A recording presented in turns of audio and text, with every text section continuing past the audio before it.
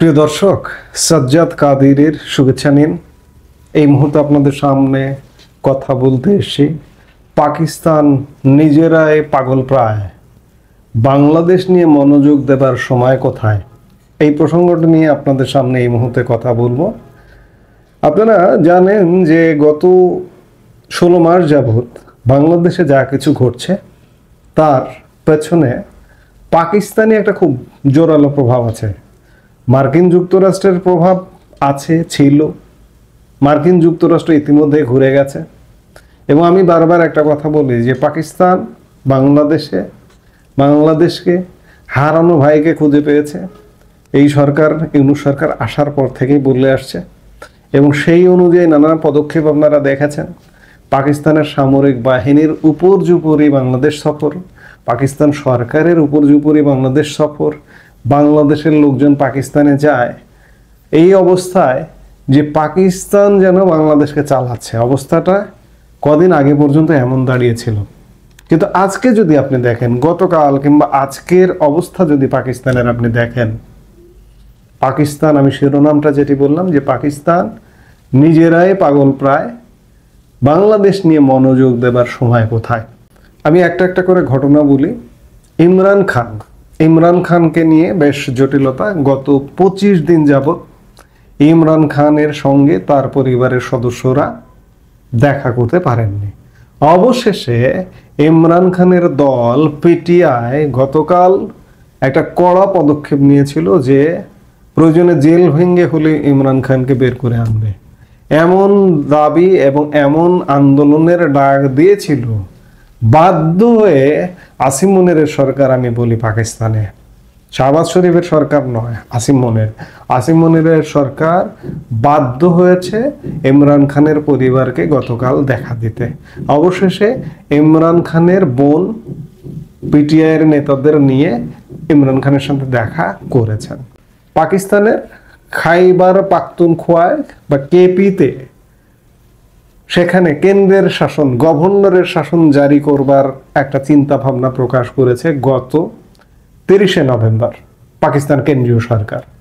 এটি নিয়ে কেপি বা খাইবার পাখতুনখোয়া উত্তপ্ত, এদিকে বালুচ উত্তপ্ত। কদিন আগে ভারতের প্রতিরক্ষা মন্ত্রী রাজনাথ সিং সিন্ধু নিয়ে বললেন যে সিন্ধু প্রদেশ ভারতের মধ্যে ঢুকে যেতে পারে বা ভারতের হতে পারে।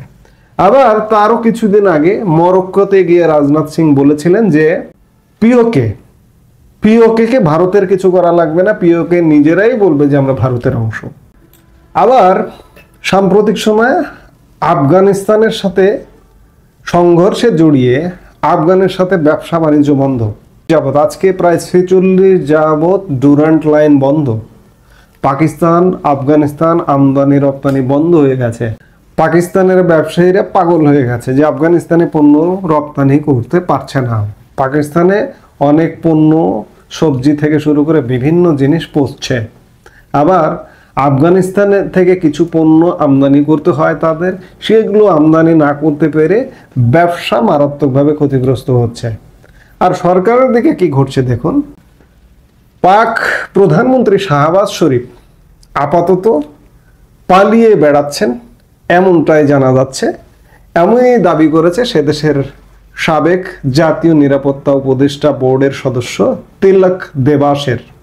তিনি বলছেন শাহবাজ শরীফ নাকি বাহরাইন হয়ে লন্ডন চলে গেছেন স্রেফ 29শে নভেম্বরের ডেডলাইন এড়াতে। কেননা ওই দিনই ফিল্ড মার্শাল হিসেবে 3 বছরের মেয়াদ শেষ হওয়ার কথা ছিল আসিম মনিরের। তিনি কোনোভাবেই মনিরকে আগামী 5 বছরের জন্য সেনাপ্রধান ও দেশের প্রথম সিডিএস করতে চান না।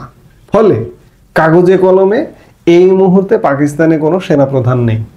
এমন পরিস্থিতিকে অভিনব বলেই মনে করছে অকিভাল মহল।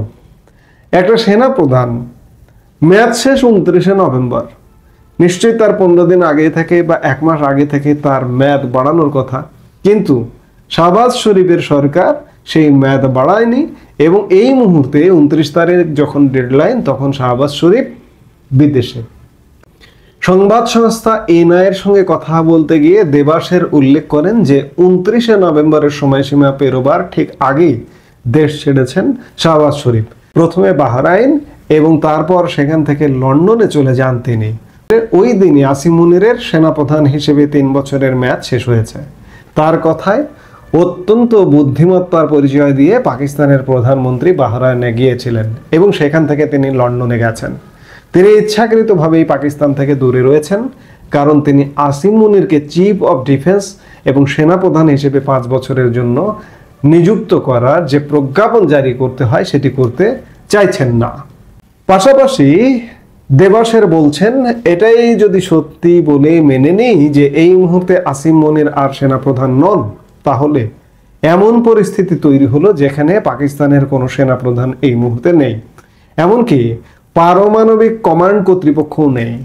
এক অত্যন্ত অদ্ভুত পরিস্থিতি।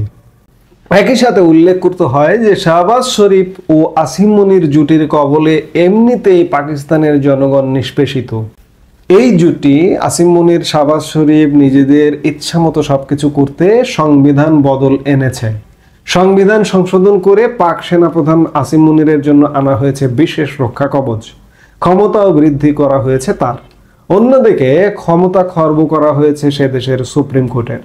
এই পরিস্থিতিতে কোনো বিশেষজ্ঞ মনে করছেন সংবিধানের পরিবর্তনের ফলে সেনাপ্রধানের মেয়াদ এমনিতেই বেড়ে 5 বছর হয়ে গেছে। ফলে আসিম মুনিরের আরো অন্তত 2 বছরের জন্য ওই পদে থাকতে আলাদা করে পাক প্রশাসনের তরফে ঘোষণার প্রয়োজন নেই, এমন দাবি ঘিরে বিতর্ক আরো ঘনীভূত হচ্ছে। ফলে শেষ পর্যন্ত শাহবাজ সরকার কোন সিদ্ধান্ত নেয় সেদিকেই তাকিয়ে সকলে।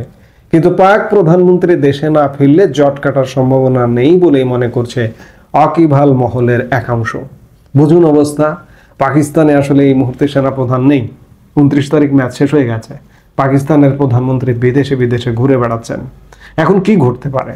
এখন কি আসিম মুনির, আইয়ুব খান যেমন ফিল্ড মার্শাল ছিলেন পাকিস্তানের এর আগে একমাত্র ফিল্ড মার্শাল, এরপরে দ্বিতীয় ফিল্ড মার্শাল আসিম মুনির, তিনি কি আসিম মুনির কি ক্ষমতা টেক ওভার করবেন? যেহেতু এখন একটা ফাঁকা পিরিয়ড চলছে, তার মেয়াদ বাড়ানোর প্রজ্ঞাপনও জারি হয়নি। সবকিছু মিলে পাকিস্তান একটা হযবরল অবস্থা। আফগানিস্তানের সঙ্গে কেওয়াস লাগিয়েছে, ওইদিকে খাইবার পাখতুনখোয়া কেন্দ্রের শাসন জারির একটা ঝামেলা পাকিয়েছে। ওখানে ইমরান খানের দল পিটিআই, ওখানকার যে মুখ্যমন্ত্রী আফ্রিদি, ওখানে পিটিআই এর ক্ষমতা খর্ব করবার জন্য সেখানে কেন্দ্রের শাসন জারি করবার একটা নিশানা নিয়েছে। এদিকে বালুচ অস্থির, আপনারা জানেন, এদিকে সিন্ধু, এদিকে পিওকে, মানে সবকিছু মিলে পাকিস্তান একদম টালমাটাল অবস্থা। এর সাথে বাংলাদেশ প্রসঙ্গ আসে। এই যে বাংলাদেশে গত 16 মাসে পরিবর্তিত পরিস্থিতিতে পাকিস্তানের প্রচন্ড প্রভাব আমরা শুরুতেই আলাপ করলাম। এই প্রভাবের দিকে আসলে মনোযোগ কিভাবে দেবে? আমেরিকা নেই, আমেরিকা কোনোভাবে বাংলাদেশের এই অবস্থার জন্য দায়ী নয়। এমনকি নির্বাসিত প্রধানমন্ত্রী শেখ হাসিনাও আমেরিকাকে কিন্তু সর্বশেষ সাক্ষাৎকারগুলো থেকে দোষারোপ করেননি, অর্থাৎ আমেরিকা সাইজ হয়ে এসছে। এদিকে পাকিস্তান নিজেরাই সাইজ হয়ে গেছে। বাংলাদেশের দিকে মনোযোগ দিবে কিভাবে? বাংলাদেশের মুক্তি নিকটে। বাংলাদেশের যারা শত্রু খেলা খেলতো তারা নিজেরাই বিপদে, এমন বিপদে যে এদিকে মনোযোগ দেবার মতো তাদের সময় নেই। কাজেই সত্যিকার অর্থে বাংলাদেশ, এই যে ইউনূস সরকার, এই পাকপন্থী ইউনূস সরকার কিংবা এই জামাত সমর্থিত ইউনূস সরকার, এদের পেছনে যদি শক্তিগুলো যদি না থাকে, মুক্তি অত্যাসন্ন। আমরা সেই মুক্তির প্রত্যাশায়। আমি আলাপটার সারমর্মটা এভাবেই টানতে পারি যে পাকিস্তান নিজেরাই বিপদে। এখানে পাক প্রভাব নিজে বিপদে থাকলে আর একদিকে যে মনোযোগ দেওয়া, সেই মনোযোগ দেওয়ার মতো আসলে পাকিস্তানের অবস্থা নেই। বাংলাদেশ মুক্তি হবে, বাংলাদেশ মুক্তি লাভ করবে শীঘ্রই, জাস্ট সময়ের ব্যাপার। সামনে নানা রকম ক্রিটিক্যাল সিচুয়েশন আছে আগামী 7-10 দিন। এই সিচুয়েশনগুলোর পরে আমরা মুক্ত হতে যাচ্ছি। এই মুহূর্তে এ পর্যন্ত। সবাই ভালো থাকুন, সুস্থ থাকুন। আমাদের ভিডিওগুলো নিয়মিত পেতে সাবস্ক্রাইব করুন Sajjad Kadir and the legends YouTube channel এবং লাইক, কমেন্ট, শেয়ার করে সাথে থাকুন।